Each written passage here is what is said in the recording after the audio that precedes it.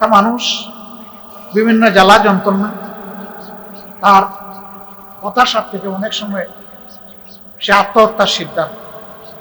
পৃথিবীর দুই একটা দেশ তার নাগরিকদেরকে একটা বিশেষ কন্ডিশনের আওতায় আত্মহত্যার অধিকার দিয়েছে, কিন্তু আল্লাহ তাআলা কাউকে দেন। যিনি নিজের জীবন শেষ করে দিবেন তার জীবনের স্রষ্টা তিনি নন, তারও জীবনের স্রষ্টা আল্লাহ রাব্বুল আলামিন। এই জন্য এই যে আল্লাহর এখতিয়ার ধরে এই লোকটা টান দিল, সারা জিন্দেগি 5 ওয়াক্ত নামাজি, রোজাদার, সাদকা দানকারী, আল্লাহর পথে চলনকারী, সেও যদি এই কাজ করে তাকে আল্লাহ বলছেন তোমাকে জাহান্নামে যেতে হবে, কারণ তুমি আমার এখতিয়ার নিয়ে টান দিচ্ছ, আমার অধিকার নিয়ে টান। আল্লাহ রাব্বুল আলামিন আমাদেরকে হুঁশিয়ার করে দিয়ে বলেছেন, বান্দারা তোমাদের সৃষ্টি, তোমাদের বেড়ে ওঠা, তোমাদের চলন, তোমাদের বলন, তোমাদের বেঁচে থাকা, তোমাদের এগিয়ে যাওয়া, তোমাদের পিছিয়ে যাওয়া, তোমাদের চতুর্দিকে দৃশ্যমান অথবা অদৃশ্য যত নিয়ামত রাজি আমি তোমাদের খেদমতের জন্য, সেবার জন্য দান করেছি, মনে রাখবা হাসরের দিন একটা একটা করে তার জবাব তোমাদের কাছ থেকে আমি। তোমরা এই নিয়ামতের কৃতজ্ঞতা আমার প্রতি আদায় করেছিলে। বাতাস আমরা চোখে দেখি না, কিন্তু অনুভব করি। একটা বদ্ধ ঘরে সব দিক থেকে এয়ার টাইট করে যদি কাউকে রেখে দেওয়া হয়, কিছু সময় ঘরের ভিতরে যে অক্সিজেন আছে এইটা সে টেনে মোটামুটি স্বস্তির সাথে বেঁচে থাকবে, কিন্তু একটা সময় পরেই তার সাফোকেশন শুরু হয়ে যাবে, শ্বাসরুদ্ধ একটা অবস্থা সে অনুভব করবে।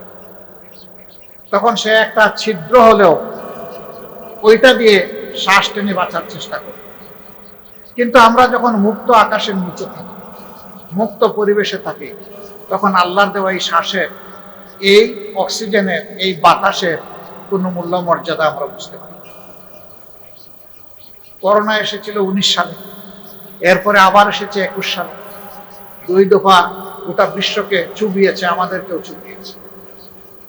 অক্সিজেন কি জিনিস তখন বোঝা গেছে।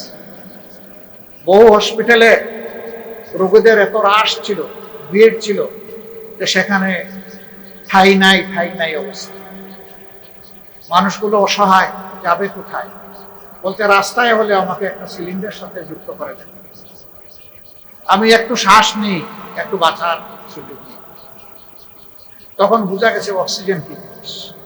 এরকম একটা জিনিসের শুধু উদাহরণ, যেটা আমরা দেখি না, যেটা কিনতে হয় না, যেটা আল্লাহ অটোমেটিকলি আমাদেরকে সাপ্লাই ভরপুর করে রেখেছে। এই সূর্যের আলো, আকাশের বৃষ্টি, আকাশের স্বাদ, মাটির বিছানা, মাটির বিছানায় অসংখ্য সম্পদ রাজি আল্লাহ তাআলা আমাদের জন্য তৈরি করে দিয়েছেন। আল্লাহ বলছেন আমি সবগুলার হিসাব, যিনি সবগুলার হিসাব নেবেন, হিসাব দেওয়ার ভয় যাদের অন্তরে থাকবে, অবশ্যই আল্লাহ তাআলাকে তারা ভয় করবে। এই যারা ভয় করবে তাদের হাতে মানুষ তো অবশ্যই, আল্লাহর সমস্ত সৃষ্টি নীরব। আল্লাহর হাবিব বলেছেন, একটা পিঁপড়াকে অপ্রয়োজনে তার গায়ে হাত দিও না, তাকে খুন করবা না, হত্যা করবা, পায়ের তলে দলন পীড়ন করবা না। কারণ ওই পিঁপড়ার জীবন তুমি দিতে পারবা না, জীবন তুমি নিতেও পারবে না। যেহেতু তুমি জীবন দিতে পারবা না, জীবন নেওয়ার অধিকার তোমার নাই। একটা মানুষ বিভিন্ন জ্বালা যন্ত্রণা তার হতাশার থেকে অনেক সময় সে আত্মহত্যার সিদ্ধান্ত। পৃথিবীর দুই একটা দেশ তার নাগরিকদেরকে একটা বিশেষ কন্ডিশনের আওতায় আত্মহত্যার অধিকার দিয়েছে, কিন্তু আল্লাহ তাআলা কাউকে দেন। যিনি নিজের জীবন শেষ করে দিবেন তার জীবনের স্রষ্টা তিনি নন,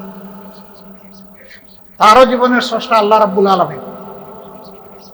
এই জন্য এই যে আল্লাহর এখতিয়ার ধরে এই লোকটা টান দিল, সারা জিন্দেগি 5 ওয়াক্ত নামাজি, রোজাদার, সাদকা দানকারী, আল্লাহর পথে চলনকারী, সেও যদি এই কাজ করে তাকে আল্লাহ বলছেন তোমাকে জাহান্নামে যেতে হবে, কারণ তুমি আমার এখতিয়ার নিয়ে টান দিচ্ছ, আমার অধিকার নিয়ে টান দিচ্ছ।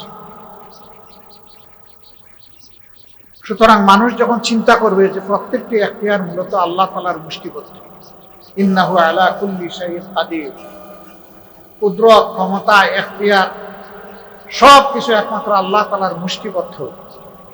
এ যখন মানুষ চিন্তা করবে যে at the day of final judgement, শেষ বিচারের দিনে আল্লাহ তাআলার মুখোমুখি আমাকে হতেই হবে। ইয়াউমুল কিয়ামা, কিয়ামা মানে দাঁড়িয়ে যাওয়া, সেদিন আল্লাহর সামনে আমাকে দাঁড়াতে হবে। তখন এই মানুষের দ্বারা কোনো মানুষের হক নষ্ট হতে পারে, ইজ্জত লুণ্ঠিত হতে পারে না, জীবনের উপরে আঘাত আসতে পারে। অতএব আল্লাহ তাআলা চান যে মানুষ যেন কেবলই তাকে ভয় করে, আর আল্লাহ যেভাবে তার বিধানে বলে দিয়েছেন সেইভাবে যার সম্মান পাও না তাকে সম্মান করবে, যার ভালোবাসা পাও না তাকে ভালোবাসবে। আজকে আমি এমন সব ভাগ্যবান মানুষদের প্রতিনিধিদের সামনে আছি যাদের সম্পর্কে আল্লাহ রাসূল বলেছেন, সমাজের বিত্তশালী লোকদের চাইতে গরিব লোকেরা, দিন আনে দিন খায় লোকেরা, রক্ত পানি করে ঘাম জড়ানো লোকেরা, ওই সম্পদশালী লোক ইমানদার হওয়া সত্ত্বেও তার 500 বছর আগে এই লোকগুলা আল্লাহর জান্নাতে প্রবেশ করে। বিশাল সৌভাগ্যের ব্যাপার। আমি সব সময় বলি, সমাজে চলতে গিয়ে দুই শ্রেণীর মানুষের সাথে যখন মিশার সুযোগ পাই, সানন্দে আল্লাহ তাআলার শুকরিয়া আদায় করি। এক শ্রেণী হচ্ছে শিশু, তারা নিষ্পাপ, ওদের সাথে হাত মিলালে মনে হয় যেন গুনাহ ঝরছে। আরেক শ্রেণীর মানুষ যারা ঘাম জড়িয়ে হালাল রুজি করে, তারা